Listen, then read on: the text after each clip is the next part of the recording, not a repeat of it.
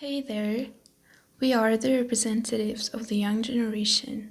We care about global issues such as ecological problems and human rights inequality. We believe that little changes, especially in thoughts and opinions, can be a reason of this world becoming a better place.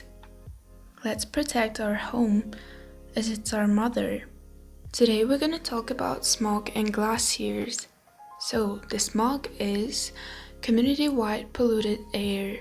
Its composition is variable. The term is derived from the words smoke and fog, but is commonly used to describe the pall of automotive or industrial origin that lies over many cities. The term was probably first used in 1905 by DeVoe to describe atmospheric conditions over many British towns. It was popularized in 1911 by DeVoe's report to the Manchester Conference of the Smoke Abatement League of Great Britain on the more than 1,000 smoke fog deaths that occurred in Glasgow and Edinburgh during the autumn of 1909. At least two distinct types of smog are recognized: sulfur smog and photochemical smog. Sulfur smog, which is also called London smog, results from a high concentration of sulfur oxides in the air and is caused by the use of sulfur-bearing fossil fuels, particularly coal. This type of smog is aggravated by dampness and a high concentration of suspended particulate matter in the air. Photochemical smog, which is also known as Los Angeles smog, occurs most prominently in urban areas that have large numbers of automobiles. It requires neither smoke nor fog. This type of smog has its origin in the nitrogen oxides and hydrocarbon vapors emitted by automobiles and other sources, which then undergo photochemical reactions in the lower atmosphere. The highly toxic gas ozone arises from the reaction of nitrogen oxides with hydrocarbon vapors in the presence of sunlight, and some nitrogen dioxide is produced from the reaction of nitrogen oxide with sunlight. The resulting smog causes a light brownish coloration of the atmosphere, reduced visibility, plant damage, irritation of the eyes, and respiratory distress. Surface-level ozone concentrations are considered unhealthy if they exceed 70 parts per billion for 8 hours or longer. Such conditions are fairly common in urban areas prone to photochemical smog. Formation. Smog forms when pollutants are released into the air. The pollutants are formed both naturally and by humans. However, the human-induced pollutants are of most concern due to the magnitude of pollutants produced by the burning and extraction of fossil fuels, which are known to cause extreme health effects. The location of smog formation is also of great concern, especially for human health, as a good portion of it is introduced within cities where large portions of population live. One of the primary constituents, ozone, is created through chemical reactions between sunlight and certain pollutants. The other primary constituent, particulate matter, can also form through chemical reactions but is introduced to the atmosphere through other means as well. Wind may disperse these particles among land, thereby decreasing the amount within a given area. In addition, rainfall may wash these pollutants out of the local atmosphere. However, this can result in other unwanted events like acid rain. Health effects of smog.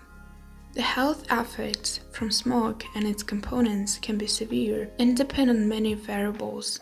Smog is harmful when inhaled, with the severity of it depending on the amount inhaled, the types of pollutant contained in it, as well as the individual's age, weight, activity level, and well-being. However, studies show that any exposure to the pollutants is harmful, with extended exposure and higher doses obviously causing the most damage.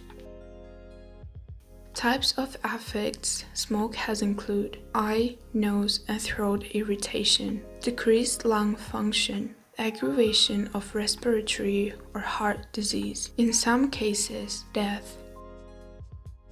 Environmental impacts.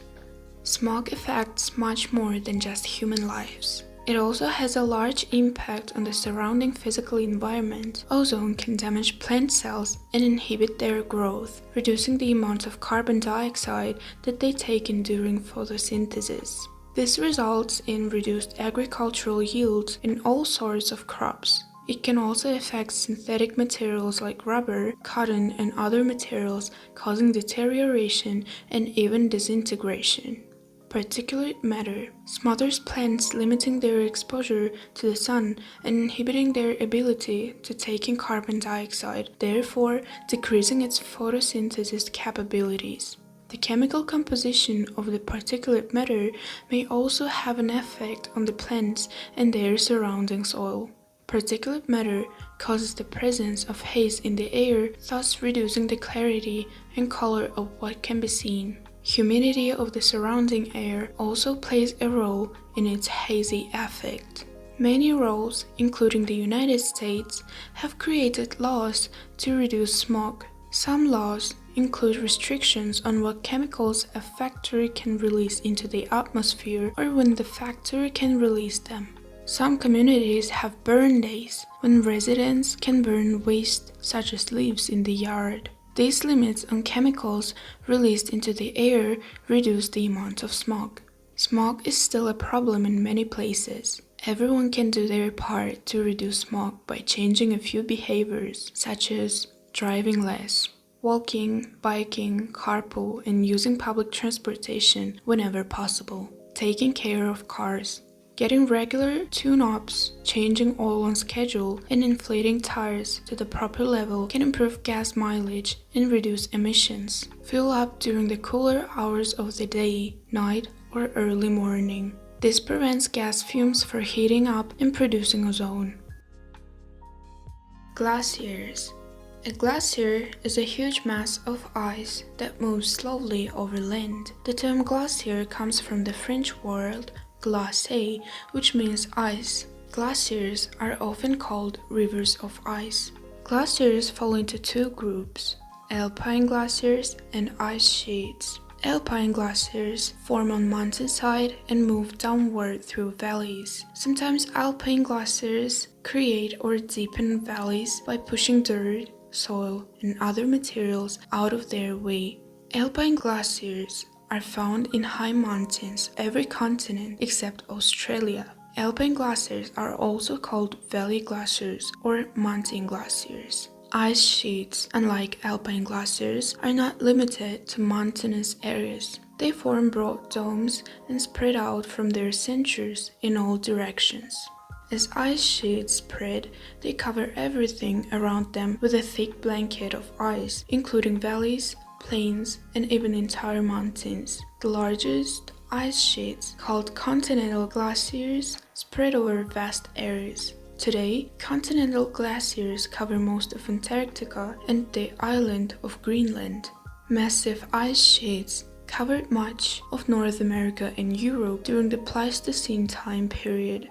This was the last glacial period, also known as the Ice Age. Ice sheets reached their greatest size about 18,000 years ago. As the ancient glaciers spread, they carved and changed the Earth's surface, creating many of the landscapes that exist today. During the Pleistocene Ice Age, nearly one-third of the Earth's land was covered by glaciers. Today, about one-tenth of the Earth's land is covered by glacial ice. How glaciers form. Glaciers begin forming in places more snow piles up each year than melts. Soon after falling, the snow begins to compress or become denser and tightly packed.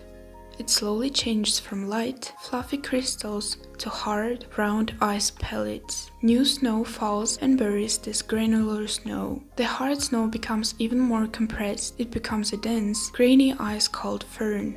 The process of snow compacting into glacial firn is called firnification. As years go by, layers of firn build on top of each other. When the ice grows thick enough, about 50 meters, the firn grains fuse into a huge mass of solid ice. The glacier begins to move under its own weight. It is so heavy and exerts so much pressure that the firn and snow melt without any increase in temperature. The meltwater makes the bottom of the heavy glacier slicker and more able to spread across the landscape. Pulled by gravity, an alpine glacier moves slowly down a valley. Some glaciers, called hanging glaciers, don't flow the entire length of a mountain. Avalanches and ice falls transfer glacial ice from hanging glaciers to larger glaciers beneath them, or directly to the valley below. An ice sheet spreads out from its center. The great mass of ice in a glacier behaves plastically, or like a liquid. It flows, oozes, and slides over uneven surfaces until it covers everything in its path. Different parts of a glacier move at different speeds. The flowing ice in the middle of the glacier moves faster than the base, which grinds slowly along its rocky bed. Most glaciers move very slowly, only a few centimeters a day. Some, though, can move 50 meters a day. These fast-moving rivers of ice are called galloping glaciers. Where a glacier meets the coast, it becomes a tidewater glacier. Its leading edge lifts and floats in the water, forming cliffs of ice that may be 60 meters high.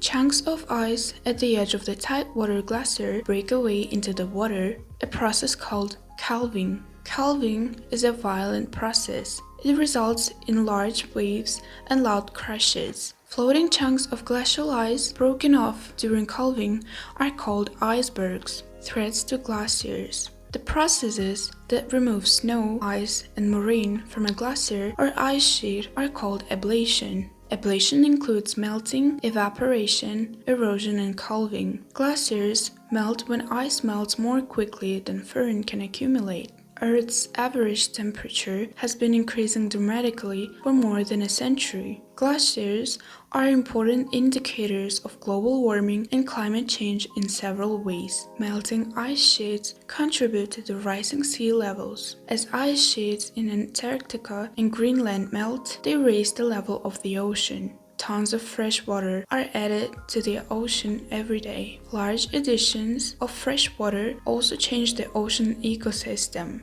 Organisms, such as many types of corals, depend on salt water for survival. Some corals may not be able to adjust to a more freshwater habitat. The loss of glacial ice also reduces the amount of fresh water available for plants and animals that need fresh water to survive. Glaciers near the equator, such as those on the tropical islands of Papua or in South America, are especially at risk.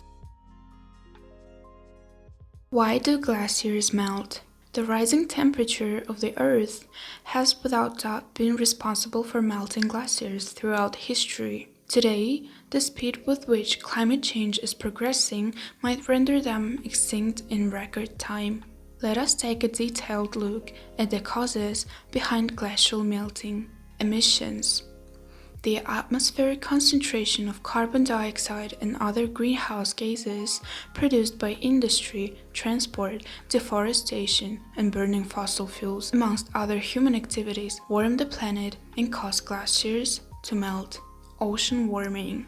Oceans absorb 90% of the Earth's warmth, and this fact affects the melting of marine glaciers, which are mostly located near the poles and on the coast of Alaska. The melting of the glaciers, a phenomenon that intensified in the 20th century, is leaving our planet iceless. Human activity is the main culprit in the emission of carbon dioxide and other greenhouse gases. The sea level and global stability depend on how these great masses of recrystallized snow evolve.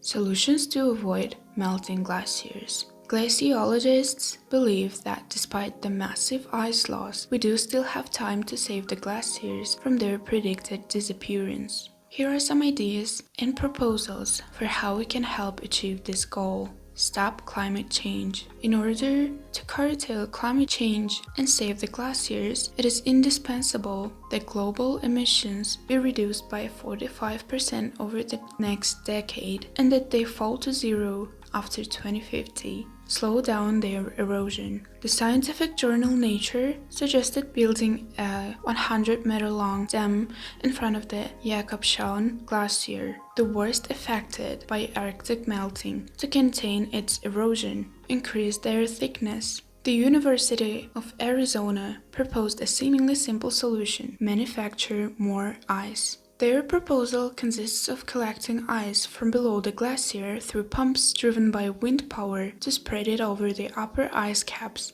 so that it will freeze, thus strengthening the consistency. Glaciers receive trace elements exclusively from the atmosphere and can therefore be used to precisely assess the possible large-scale impact of anthropogenic activities through time. Today, there are no glaciers on Earth where atmospheric depositions of anthropogenic origin cannot be detected.